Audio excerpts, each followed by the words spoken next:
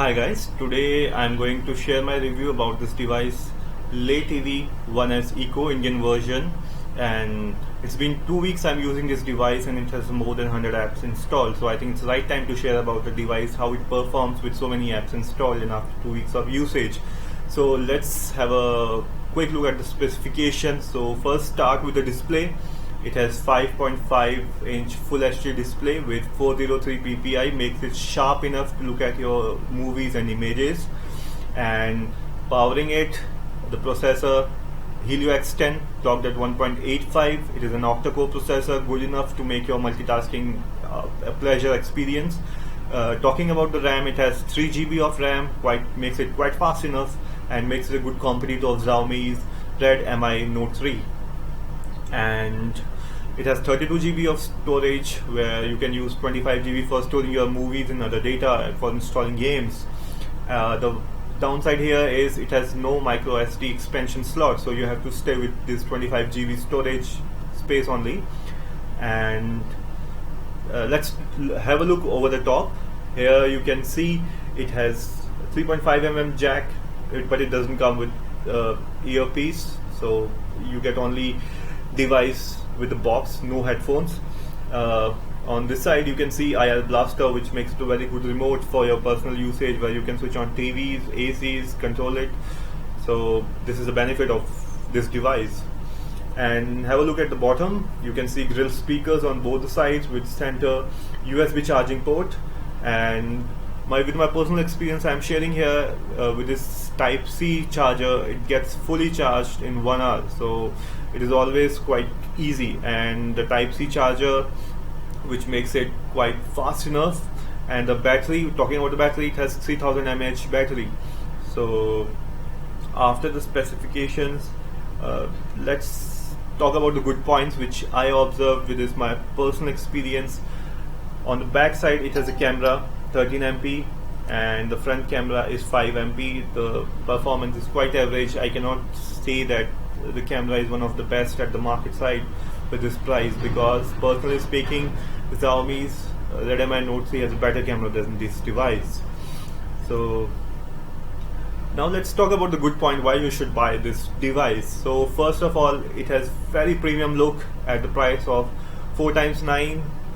The metal unibody design makes it look like a premium, like, you know, once you hold it in your hand, you feel like it is a premium device which you're holding. Quite thin, very light, 170 grams to weight, front, top, thin, quite easy to hold in your hand. You can use it with one hand device usage. It looks quite stunning when we talk about the looks of this device.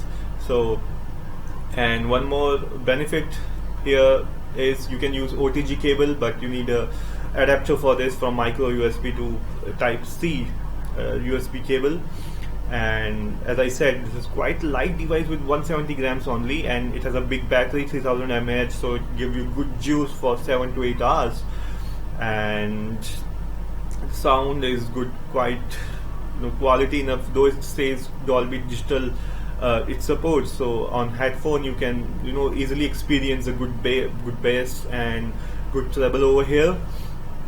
And as I said before, it has a very fast charging, so with the Type-C you get this benefit, and within 1 hour you can get this device completely charged and you can use it.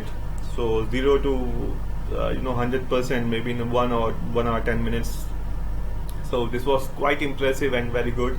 It has a good network strength. I was very scared while buying this device whether the reception of this Chinese phone will be good or bad, but with my personal experience it's been quite impressive at the network coverage. It has 4G, 2 dual SIMs where you can use your 4G SIMs, and the talking over phone, it was quite pleasurable, and both the sides were quite loud and clear, so not a problem. The screen, I said, it's very sharp, so big enough for at this price point. So these are some of the good points which I would like to share, can be the reasons for which you want to buy this device. So at this price point, this looks very impressive and a good phone to buy. The only downside I'll say The camera, talking about this 16MP camera and the front camera, they are not so good. I can say that at this price, the Xiaomi Redmi Note 3 camera is far more better. If you're not worried about camera, if you're not so camera dependent person, you can use it. And after talking about the good points, I'll definitely like to talk about the bad points of this.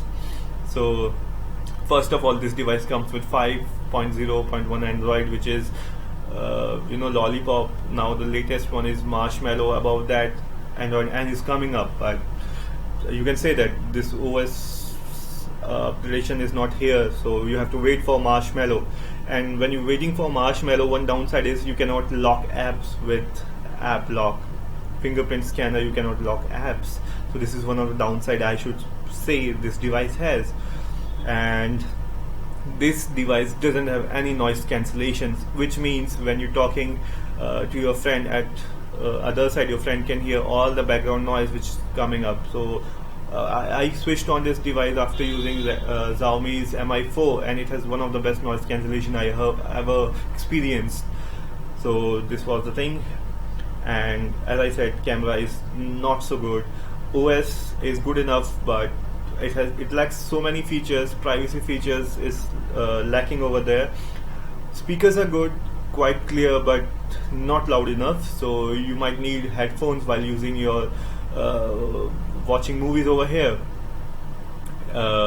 And let's talk about the performance. If you are a casual gamer user, so this device is powerful enough to run all your casual gaming. But when we talk about the heavy games like Asphalt, Killshot Bravo, which use a lot of graphic performance, so it doesn't give you the best experience over here. Type-C, talking about the Type-C charger, you need to be carrying the cable every time, so then only you will be using this device.